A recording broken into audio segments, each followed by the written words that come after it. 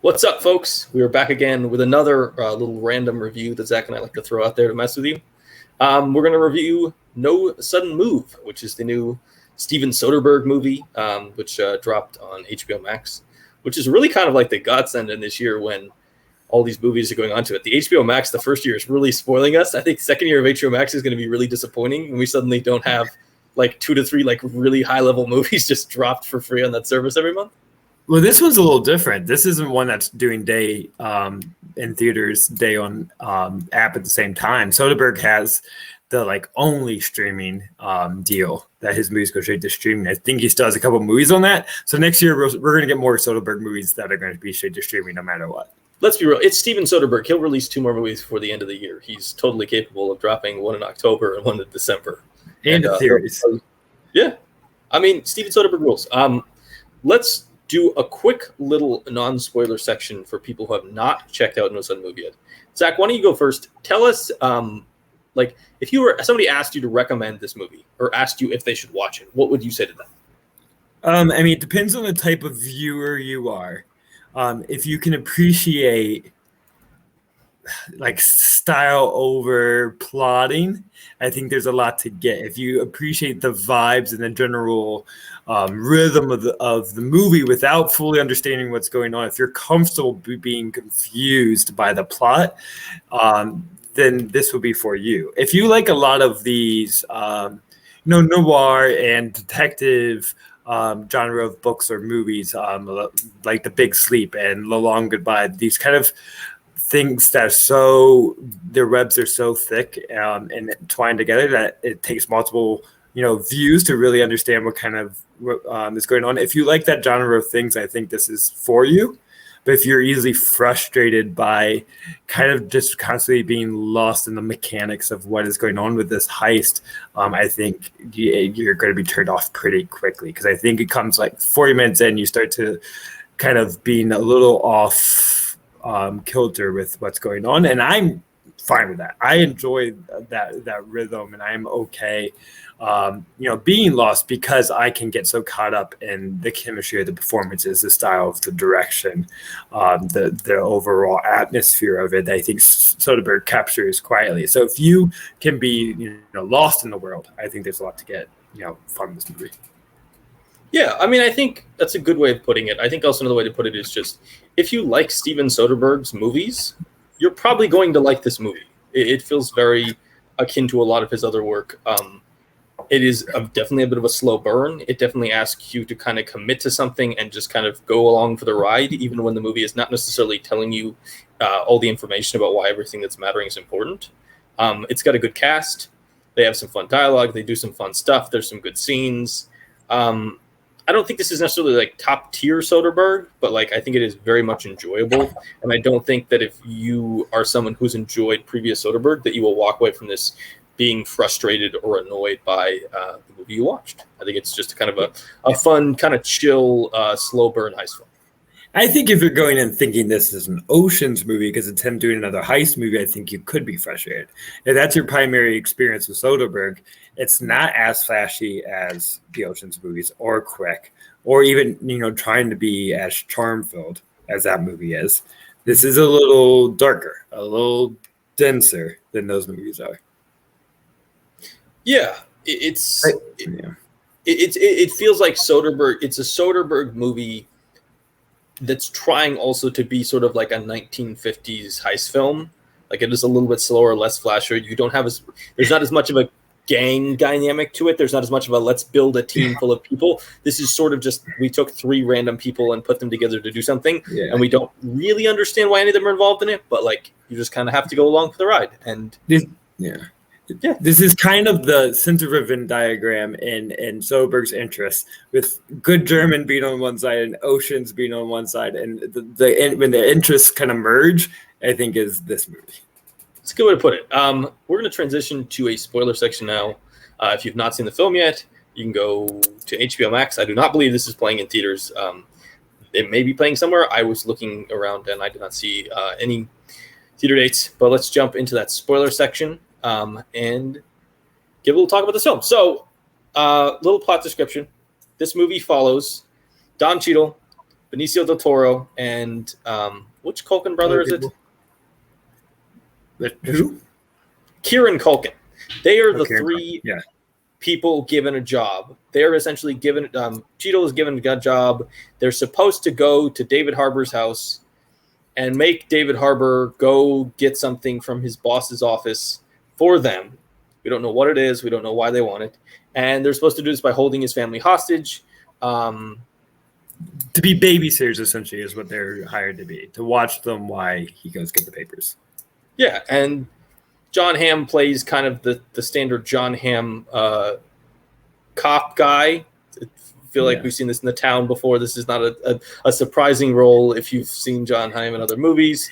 He does get to flash back the acting style of it, because he is acting more in a classic Hollywood film. So to take The Town and his Mad Men character slammed together, there's a little more of a stylized way that he speaks according to what he's doing in The Town. So it's something a little different. He's just still a cop. He's typecast at this point. Sometimes he does get into the voice. Noah Jupe plays David Harbour's son in a role that I don't really understand, because he feels like he's way too talented of a young actor to get put into a sort of generic kid role. So that was a little bit confusing. Bill Duke plays another gangster boss. We all stand Bill Duke. He's great. He's always fun. And Ray Liotta plays. This is part of the problem with the movie. It's like that's why I got confused. Ray Liotta is another one of the bosses. I believe he's another crime boss. But then they make him seem so low level in the conversations. Well, I think the honest truth of this movie is that everyone is pretty low level. Like Cheeto feels like a pretty low level, like gangster. And even the bosses feel pretty low level. Like the stuff they're doing. I think that's part of the point of the end and the surprise cameo, the 500th surprise cameo that Matt Damon has made. Was he announced in the cast? He's credited in the cast. He is credited. Okay, so it's not a surprise. This is not Deadpool 2 where he's credited as Dickie Greenleaf, or I don't think he's even credited at all in Unsane. But this is one of the ones he's actually credited. Okay. Well, I think part of the point of that character and his speechifying that he gives is pretty much announcing that everyone may think they have power, but they're all low level. They don't know what field they're playing in. So the Bill Dukes, the Ray Liotas, they all are still subservient to the economic power at B of Matt Damon and the true money power players.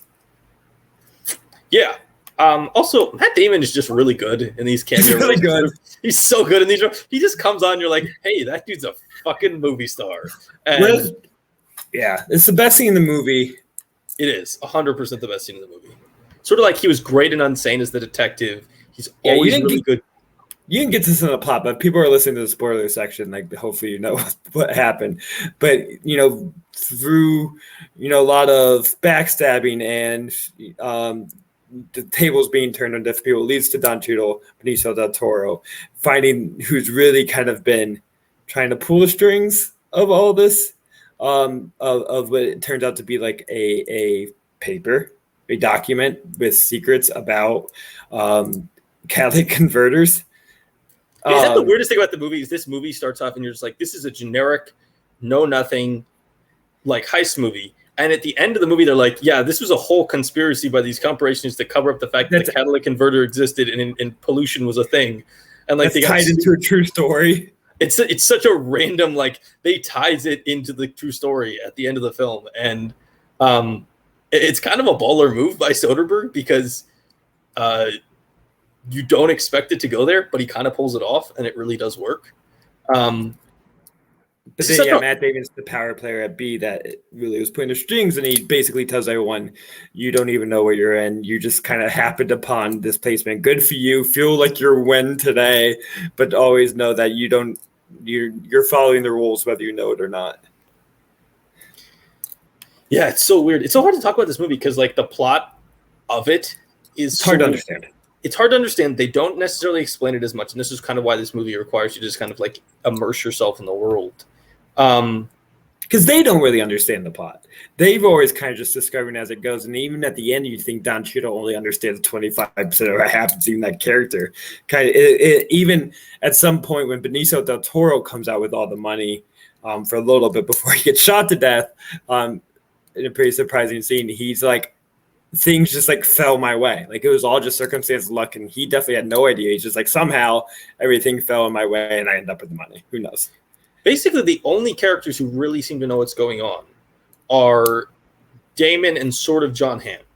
That's the only character. John Hamm secretly, it was in on it at some point, but also he gives all the money to Damon at the end. That's the scene that also doesn't. They're like maintaining the order of the rich, is what it kind of made it seem like. Like the police was there to maintain the caste system in a way. Yeah, it's interesting. We talked about Benicio del Toro. I had one quick comment about the Matt Damon scene before we moved on. Yeah, go ahead. You have seen Network before, correct? Yes, I have seen it. Okay, there was something. It was a toned down version of the Ned Beatty scene in Network. Is what that scene really rung to me, to where he goes in with a power player and there's kind of an unhinged, like weed tinged philosophical comment, like stuff that doesn't fully make sense, but he's kind of just speaking out of his ass. But Ned Beatty does it at like 500 miles per hour, shouting every word. And Matt Damon, it seemed like his spin, if he was able to give a Network speech, how could he do it in a Matt Damon way, in a more toned down, not serious tone, because there's a bit of humor to it, but more grounded version of what Ned Beatty is doing in Network. And I found that very interesting. It's an interesting way to think of it. I'm going to throw a question to you, which is Matt Damon Soderbergh's muse at this point? It feels like he almost... These are three of his most used actors, but Cheadle, Del Toro, Damon. Yeah. Even Bill Duke has been in a number of his movies. Or even, let me put it a different way. Is Matt Damon Steven Soderbergh's Michael Caine? Wait, you mean like Michael Caine is in every Nolan film. And then like to the point where like he's the voice of Air Command in Dunkirk. In the same way, almost Damon seems to show up in every Soderbergh movie. And I'll be honest, I guess more than a De Niro or a DiCaprio, because they're only the leads for Scorsese, but someone that appears.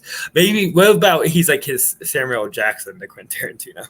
Yeah, something like that. Somebody who like sometimes they have the big role, like what's The Informant or something, and yeah, The Informant, or like, but sometimes it's just like they're the uncredited detective in Unsane. Yeah. He's just always there to suit the role that is there for him, but never playing above what he should be casted. And he hits like a grand slam home run in that one scene in this movie. Like he just absolutely owns.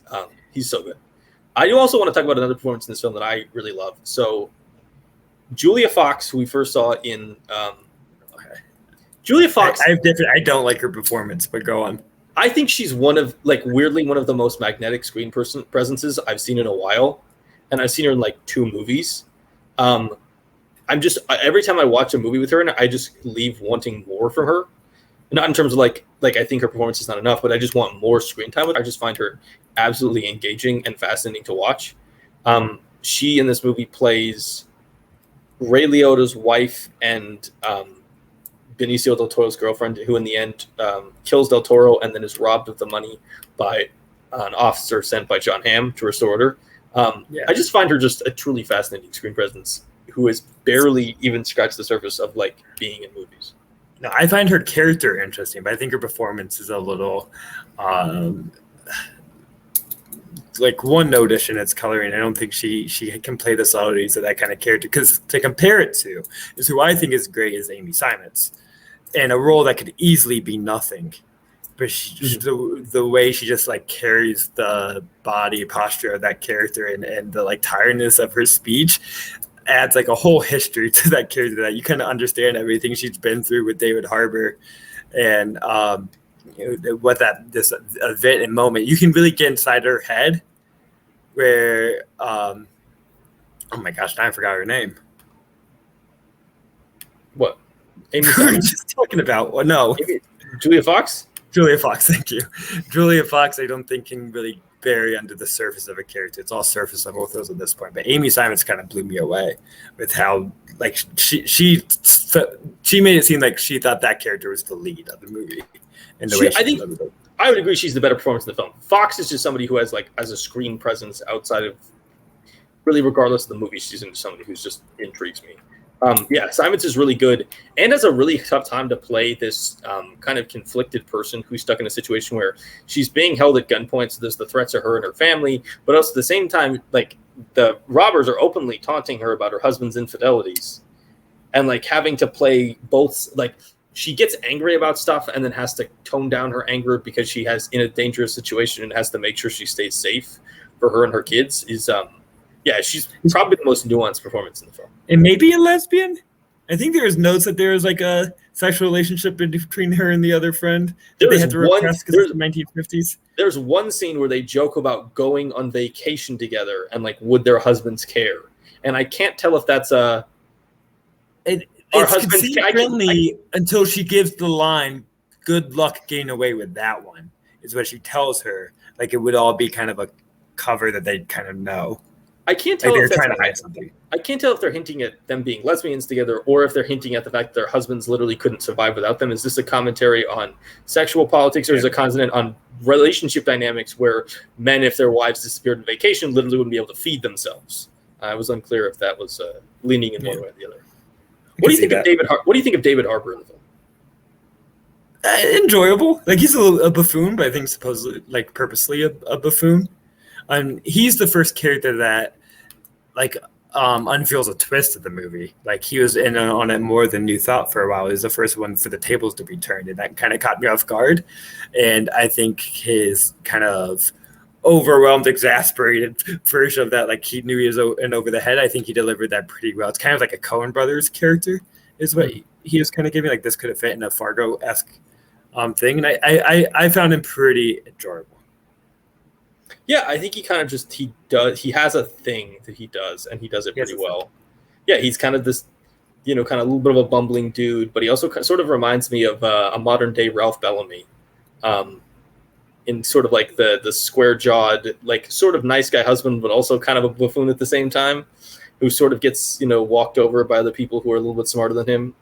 He kind of has like a Marty thing to the way he carries himself. Yeah, a little bit. I think we kind of talked about everything in the film. Like, we didn't talk about the leads at all. Benicio del Toro, Don Cheadle. I think Soderbergh just has so much faith in just their general like coolness.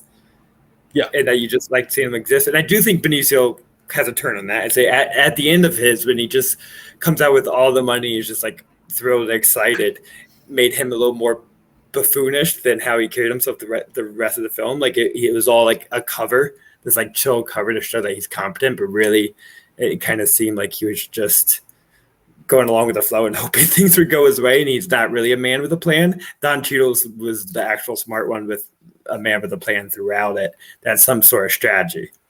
So I found that an interesting comparison between those two characters, because for a while you think they're very similar and kind of end it with the same game and two people leading the way until how they twist at the end. But it's nice to see them like co-lead a movie. They're not given the chance often to do that anymore. Outside of Soderbergh films, they're often shown as supporting actors or the villain in Space Jam: A New Legacy. So it's nice to see them leads, and I think that's a big part of what makes the movie work.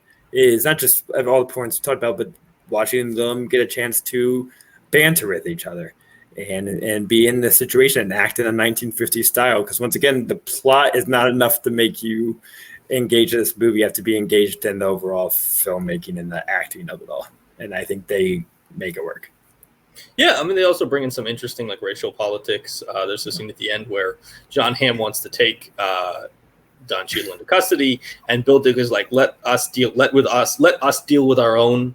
You've already got a race problem in this city that's about to boil over. If the cops do it, you'll get yelled. You'll get to become a problem. If we take care of him, then you can solve the mystery and find the body, and you won't have to deal with it yourself. And then that inevitably leads to Bill Duke just kicking him out, giving him money, and sending him off to Kansas City, which is an interesting kind of twist where you actually do think for a moment that Bill Duke's going to get rid of him because he doesn't seem to have any respect for him or interest in him. But at the end of the movie, you see like this, that was just a play used to get him away from the white dude so he could get rid of him by sending him to Kansas City, but without having to kill him. And basically faking his death. because they tell John Hamm like we're gonna kill him. Yeah. Yeah, it's just kind of a chill, fun, enjoyable heist movie set in the 1950s. Do you think you'll rewatch it anytime soon? Like by the end of the year? So I'm not a big rewatcher, but I definitely could see myself rewatching this if I was trying to compile a best of 2021 list. I think when I start making that list, this is a movie I probably would revisit, sort of like in the similar vein to Spike Lee's The Five Bloods that I rewatched last year before making it, because it just comes early enough in the year. But it also seems like a film that, if at the right moment hits you, at the right time hits you, this movie could really go up. I don't think it'll go down. That's why I ask. I feel like this is a movie made to be rewatched and to engage with on multiple viewings. And I think it's not going to get the acclaim maybe it deserves, like the fan base, because people are giving it one try and then dismiss it, I think, a little too quickly. Yeah, I mean, I think a lot of things. I think it's going to be hard for. I don't think anyone walks out of this and goes, "That movie was amazing." I think there's a lot of people coming out, "That was good, that was enjoyable, that was fun. It's nice to have a new Soderbergh." And in some ways, the problem with the downside to Soderbergh's style is that he makes so many movies that it is easier to kind of push them aside as just like a fun Soderbergh joint rather than a truly great film. He does seem like he's made 4 streaming movies now, right? From High Flying Bird, Laundromat, Let Them All Talk, in this. Yeah, and I've seen all 4 of them. All right, so this would be my second favorite of those 4. Though. Honestly, I think I have exactly the same rating on all of them. You just automatically give Soderbergh 3.5 out of 5. No, I feel like these movies all 4 of them are kind of 3.5 stars. I don't like Laundromat. I actually really like I think it's really fun. And kind of crazy and weird. High Flying Bird I love, and it's high tier Soderbergh for me. I would say Let Them All Talk is probably my favorite of the group. Okay. I would say Laundromat I like, but it's probably last. And then I would say it's probably High Flying Bird second, this one third. I think this is just an important divide in his career. And I think this group of movies is something that you're going to be able to compare his streaming era Soderbergh, because this is where his mission seems like, how do I make movies at a high volume with stars I love with like less stakes? Like he's not going for the biggest blockbuster movie or to win awards. He's releasing them for essentially what he feels like is TV, like streaming. Yeah, but not aiming for the stars every time. He's aiming for what you said, like, oh, that's an enjoyable movie. So that's why I think thinking about them as a collective is going to be an interesting thing moving forward. It would also be very interesting to compare like this era of Soderbergh to like an early era of Soderbergh, because there's just like, especially like, I guess this is his kind of streaming phase. His big famous phase was 2000, 2001 when he does Ocean's 11's Aaron Brockovich and Traffic. That's kind of his big famous phase. Yeah, that's when he's in Out of Sight was 99, or is that 98? It's 98. It's a couple years earlier, so I didn't include it in the same because it falls inside like the same time frame as you see for these 3 films, which have all come out in the last 2019 to 2021. But yeah, it's interesting. He has kind of done this streaming thing. And honestly, as a movie watcher, I'm totally excited to sit here and every year and have like 1 or 2 3.5 star Soderbergh movies every other year. Like that to me, just like that sounds like a fun time. We get so many movies every year that are just disappointing or frustrating. I'm very excited to just experience a movie that ends up being exactly what you expect it to be.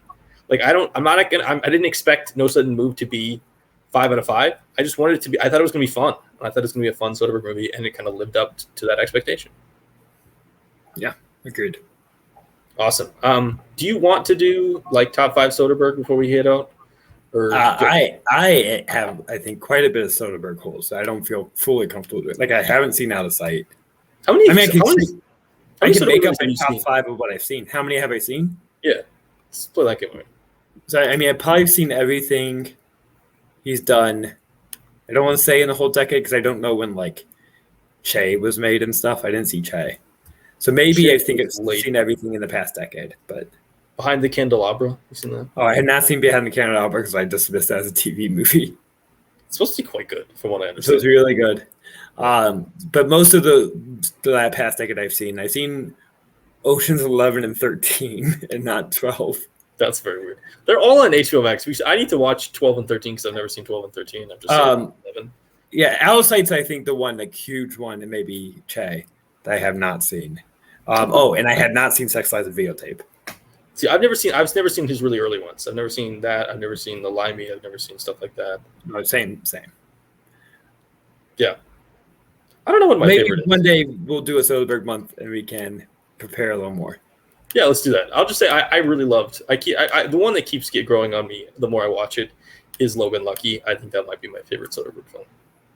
I like Traffic more than most people. As people started hating on Traffic, and I think it's very engaging, well constructed movie. See, I don't hate Traffic. I think Traffic sort of falls into the 3.5 star range for Soderbergh. To me, it's not super impressive. This is something I've realized looking at my ratings. A lot of Soderbergh is in the 3.5 star range. Like he just seemed like he just like a make solid, consistent movies. He feels like he's a director who just rarely misses. And your 3.5 is my 4, and most of my Soderberghs are 4 stars, which I think is kind of the same rating for us.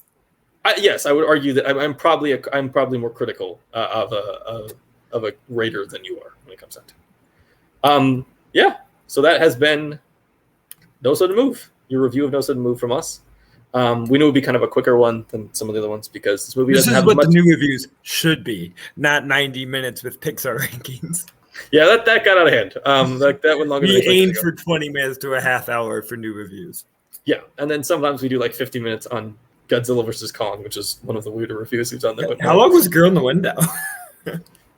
I can look this up for you. We don't have to. We could talk about this off camera. That was 39 minutes. Those of which we did was 28. That was like the real short one. So officially, Girl in the Window, better movie than Sudden Moves. We talked the about shortest review we've ever done is probably for the best movie we've ever done, though. Which is what? A Quiet Place 2. Went for like... That was short. I thought we talked about aliens on a boat for like 30 minutes alone. Went for like 25 minutes long. That's as long that movie was. All right. We're done here. Thank you, folks. Come back later in the week for more regularly scheduled programming. We'll have more reviews upcoming. Have a good time. Peace out.